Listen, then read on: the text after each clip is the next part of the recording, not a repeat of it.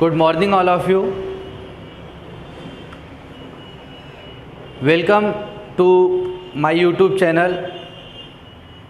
जैसा कि आपने देखा था कि हमने पहला लेक्चर जो है केमिस्ट्री का शूट किया था। आज हम केमिस्ट्री का दूसरा लेक्चर शूट करने जा रहे हैं। जैसा कि फिजिक्स में भी हमारे 2 लेक्चर शूट हो चुके हैं, आगे वो भी कंटिन्यू रहेगा। इसी तरीके से करके हमारे मैथ के, हमारे बायो के सारे जो है आते जाएंगे। और मैं आज जो है जहाँ पर छोड़ा था उस केमिस्ट्री के सेकंड जो है लेक्चर से स्टार्ट कर रहा हूँ। हमने बात किया था एटम मतलब परमाणु, और परमाणु का समस्त भार उसके केंद्र में केंद्रित होता है, जिसे हम नाभिक कहते हैं, इंग्लिश में न्यूक्लियस कहते हैं। और ये बताया था कि न्यूक्लियस में 2 कण, एक प्रोटॉन और एक न्यूट्रॉन होते हैं। उसके बाद मैंने बताया था कि प्रोटॉन का धनावेश होता है, न्यूट्रॉन का कोई आवेश नहीं होता, कोई चार्ज नहीं होता।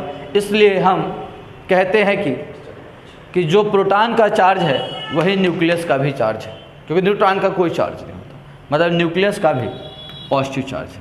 फिर मैं ये भी बता चुका था कि इस नाभिक के अंदर तो 2 ही कण हैं, लेकिन बाहर भी एक कण है जो है इलेक्ट्रॉन, जो नाभिक के चारों ओर चक्कर लगाता है। पर ये इलेक्ट्रॉन होता एटम के अंदर ही है, मतलब परमाणु के अंदर ही है। इलेक्ट्रॉन परमाणु के अंदर ही है, ठीक है। अब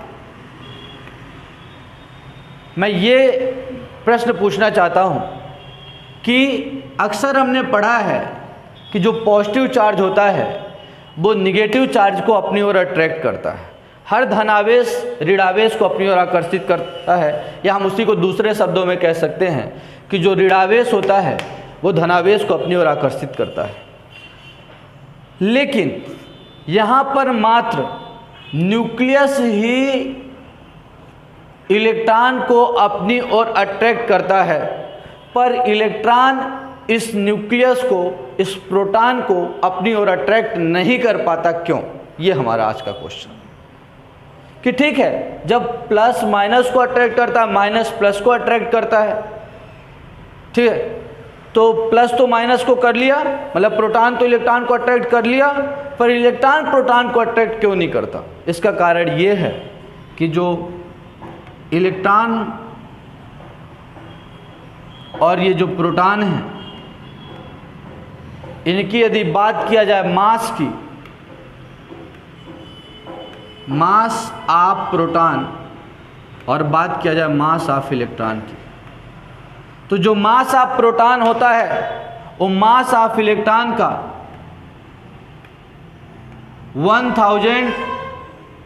1837 टाइम्स ज़्यादा होता है। मतलब कि प्रोटॉन का भार इलेक्ट्रॉन के भार का 1837 गुना होता है। इस कारण से इलेक्ट्रॉन प्रोटॉन को अपनी ओर आकर्षित नहीं कर पाता, क्योंकि प्रोटॉन 1 गुना नहीं, 2 गुना, 2 गुना नहीं, 3 गुना नहीं, 3 टाइम्स 4 टाइम्स नहीं, हम 50 kg के 2 टाइम्स मतलब 100 kg। तो इलेक्ट्रॉन से जो प्रोटॉन है वो 1837 टाइम्स ज़्यादा है इसका मास। इसलिए प्रोटॉन तो इलेक्ट्रॉन को अपनी ओर अट्रैक्ट करता है, पर इलेक्ट्रॉन प्रोटॉन को अपनी ओर अट्रैक्ट नहीं कर पाता। ये कारण है। अब देखिए कि ये जो इलेक्ट्रॉन जहाँ रोटेट कर रहा है, ये सारी चीज़ें जो हैं एटम के अंदर ही हो रही हैं। लेकिन हाँ, न्यूक्लियस के अंदर प्रोटॉन और न्यूट्रॉन है, और न्यूक्लियस के बाहर क्या है? इलेक्ट्रॉन है। लेकिन ये तीनों के तीनों हैं तो एटम के अंदर ही, परमाणु के अंदर ही।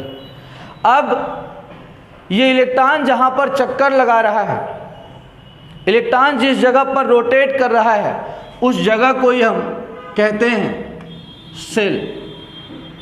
सेल, जिसे हम हिंदी में कोश कहते हैं। कोश का ही नाम कक्षा है। इसी को हम इंग्लिश में सेल के अलावा ऑर्बिट भी कहते हैं, ऑर्बिट।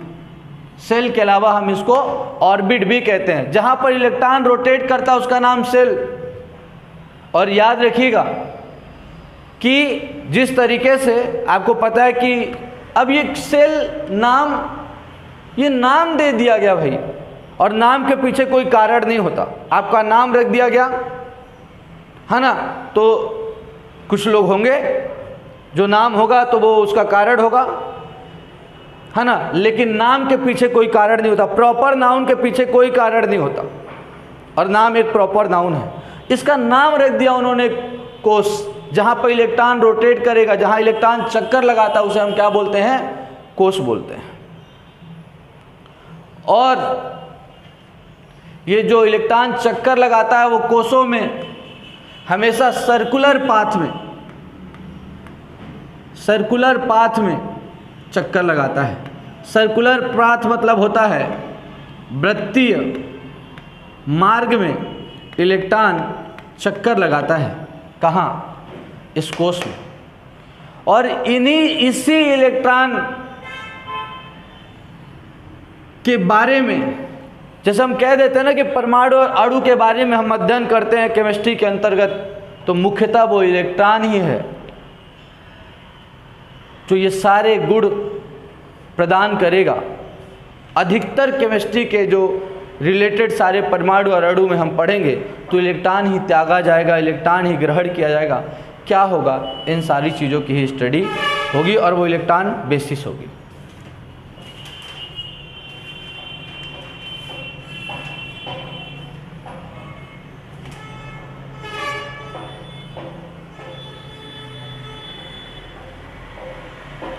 अब हम आगे देखते हैं। मैं आपको जैसा बेसिक कंसेप्ट ऑफ केमिस्ट्री बता रहा था, बेसिक कंसेप्ट ऑफ केमिस्ट्री में मैं आपको ये बता दूं कि हमने शुरुआत मैटर से की।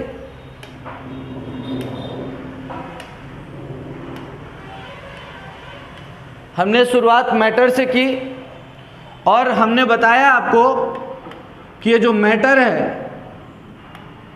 ये जो पदार्थ जिसे आप कहते हैं, ये अणु और परमाणु से मिलकर बना है और अणु और परमाणु का अध्ययन ही आपका केमिस्ट्री में हम करते हैं। तो ये जो हमारा मैटर है ये 3 स्टेट में बटे हुए हैं, 3 स्टेट में। पहला है हमारा सॉलिड, दूसरा है हमारा लिक्विड और तीसरा है हमारा गैस। सॉलिड मतलब ठोस, लिक्विड मतलब द्रव और गैस मीन्स गैस। और याद रखिएगा कि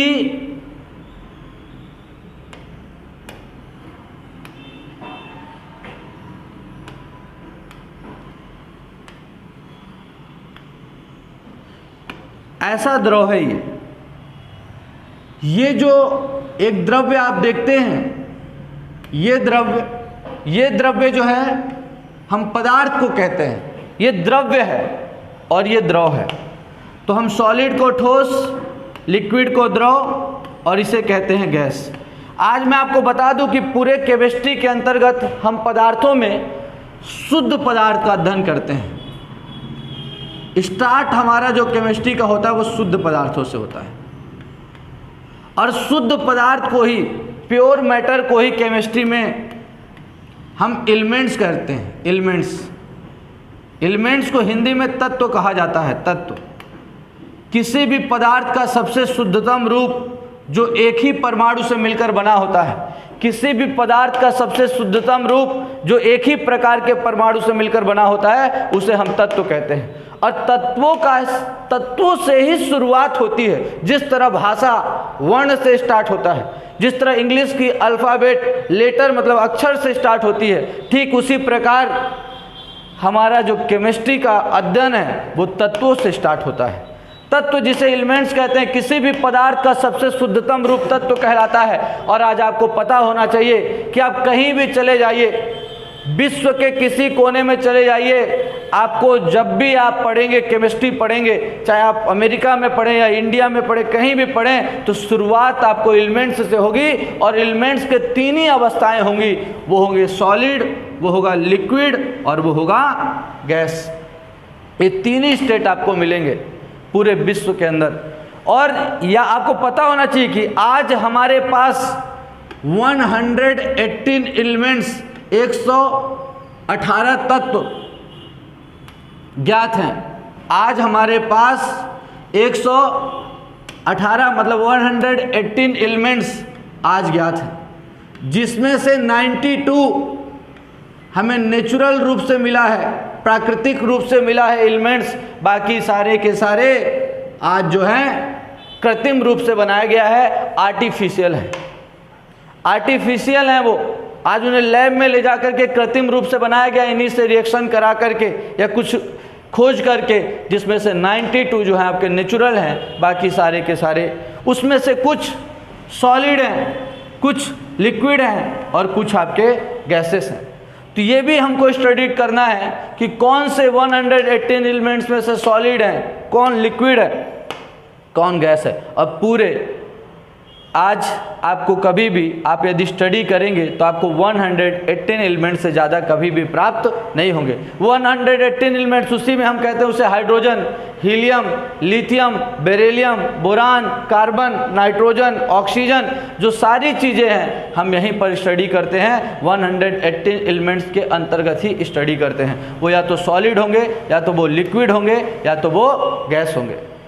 और एक बात, ये जो 118 एलिमेंट्स हैं, यही आगे चल करके यही तत्व आपस में जुड़ करके जब इनका निश्चित अनुपात होगा, जब एक एलिमेंट्स दूसरे एलिमेंट से मिलेगा और दोनों के बीच का रेशियो सेम होगा, तो आप उसी को कहेंगे क्या, यौगिक। यौगिक मतलब हम उसी को क्या कहते हैं, कंपाउंड कहते हैं इंग्लिश में। जब भी एलिमेंट्स आपस में रिएक्ट करते हैं और एक निश्चित प्रोपोर्शन होता है तो हम उसे कंपाउंड मिक्स कहते हैं क्या, यौगिक।